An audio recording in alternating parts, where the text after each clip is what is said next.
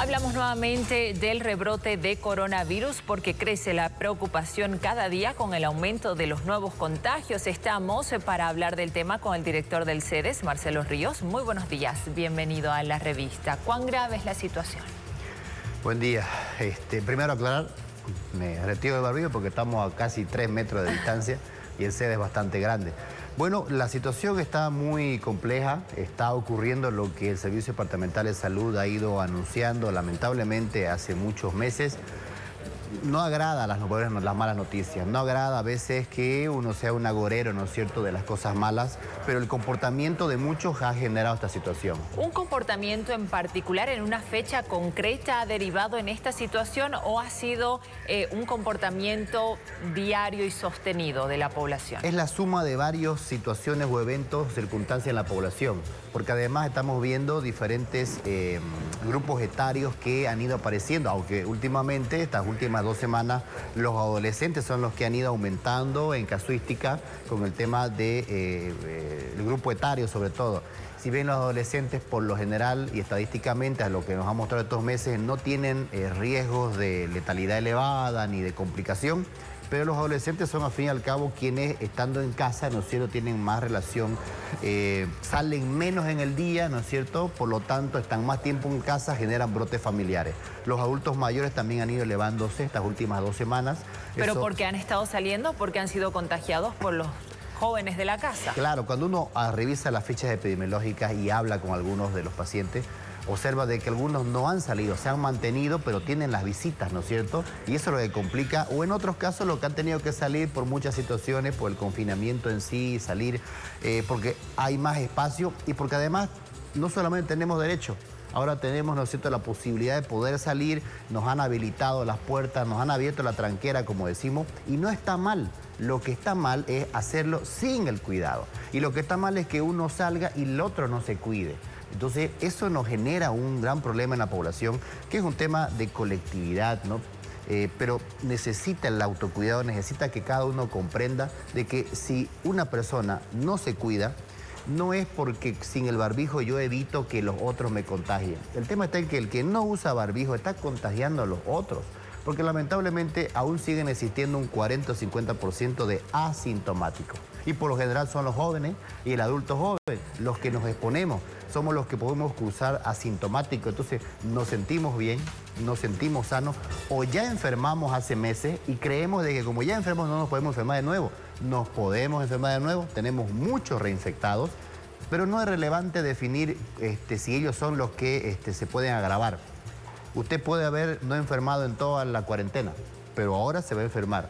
La curva de la segunda ola, ¿por qué se plantea que es mucho más grave que la primera? Porque cuando estábamos en cuarentena, estaban encerrados un gran grupo de la población y los pocos que salían a trabajar y otras actividades son los que se exponen y se enferman.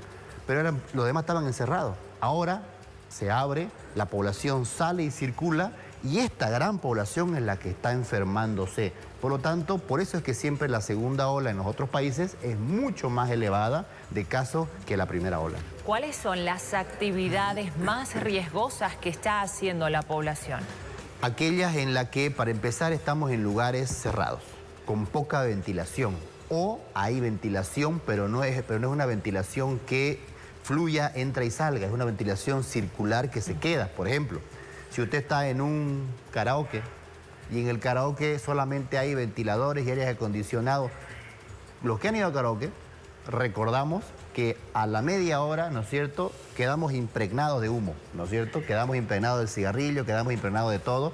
¿Por qué? Porque no hay la recirculación interna. No es suficiente, ¿no es cierto?, los extractores de aire. Por lo tanto, uno termina respirando y aspirando todo lo que está ahí, sin importar si el que está sentado está al otro lado del ambiente. Entonces, todos los lugares cerrados que no tienen circulación son de riesgo, pero sobre todo, si estoy sin barbijo, y además si estoy más de 2 o 3 horas en ese lugar.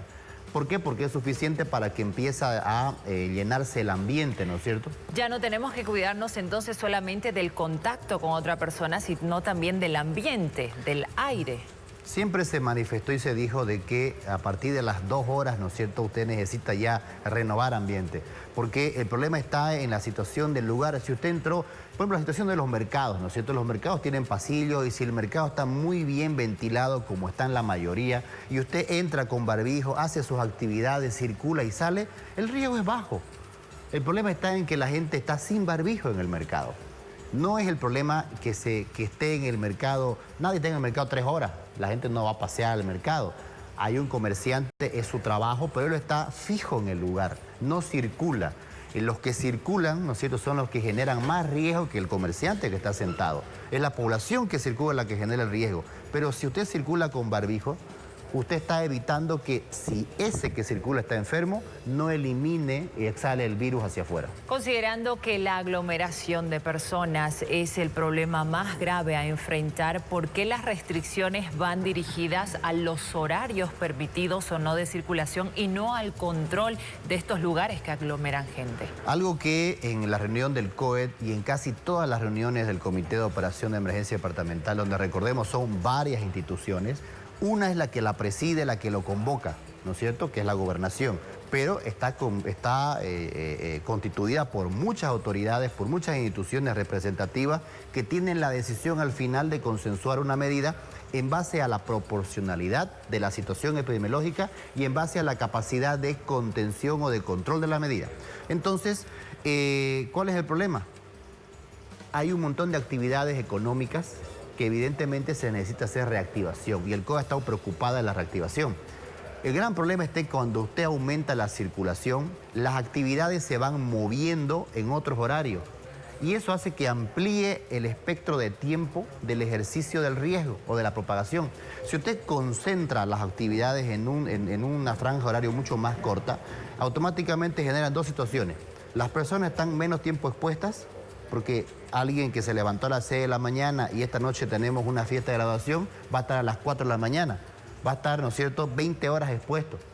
Pero si se levanta a las 6 de la mañana, trabaja, hay graduación, hagámonos en la tarde, por lo tanto la exposición va a ser menos tiempo y toda la institucionalidad del COED, como se ha quedado en las medidas, va a tener la capacidad también de controlar. No es un tema de decirle quitémosle a este, aumentémosle a este otro. No es un tema de intereses. La premisa del COE es salvar las vidas, prevenir la enfermedad. ¿Y qué va a pasar con Navidad, Año Nuevo, que se celebra a la medianoche, si la restricción o el permiso de circulación es solamente hasta las 10? La medida no contempla que sea continua. La medida tiene un plazo porque tiene que evaluarse. Todas las medidas que se han implementado desde el COE siempre ha sido en eso correcto y se ha dicho plazo para evaluar. ¿Hasta cuándo entonces, si comienza este lunes a aplicarse, hasta cuándo han previsto que sea necesaria? La propuesta era hoy que comience. Esa es la propuesta inicial. Salud propuso, el COE propuso que sea hoy el inicio. La alcaldía dice no, por favor que sea lunes y hasta que llegue el lunes conversemos con los sectores para poder explicarles la justificación técnica. Entonces son 10 días o 12 días por lo menos.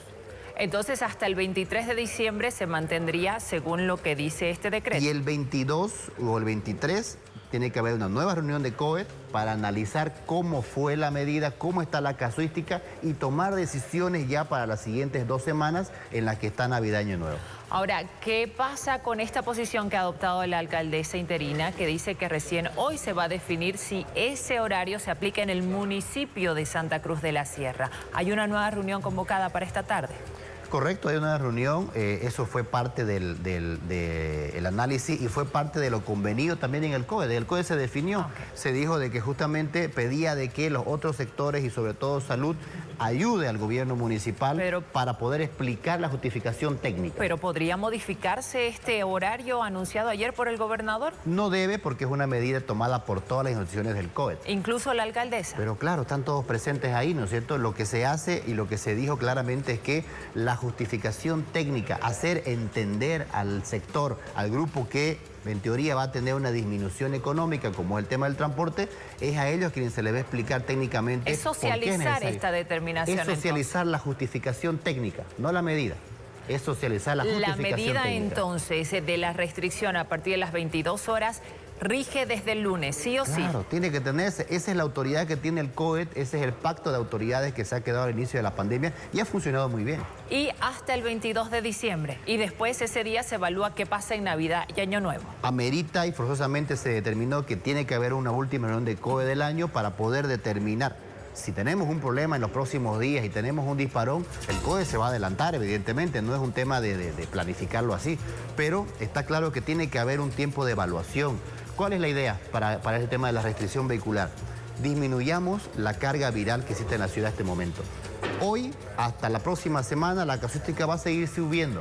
No es la restricción del vehículo la que la va a bajar inmediatamente, pero los que hoy empiecen a enfermarse, vamos a tener la respuesta de los casos a fin de año o en Navidad. Por lo tanto, evitemos enfermarnos a partir de ahora hasta unos días antes de Navidad. ¿Y eso qué significa? La cuarentena individual, la cuarentena que hagamos cada uno, evitemos los actos sociales, evitemos. Y si no podemos evitarlos por muchas situaciones, el barbijo es el que tiene que ser nuestra ayuda. Si no podemos estar como en este momento distanciados y podemos conversar tranquilos, ¿no es cierto? Entonces, usemos el barbijo para poder evitar justamente que el que está enfermo contagie a las otras personas. Muchísimas gracias por esta entrevista, estas aclaraciones. Nos mantendremos atentos a lo que ocurra en la reunión convocada para esta tarde y las repercusiones.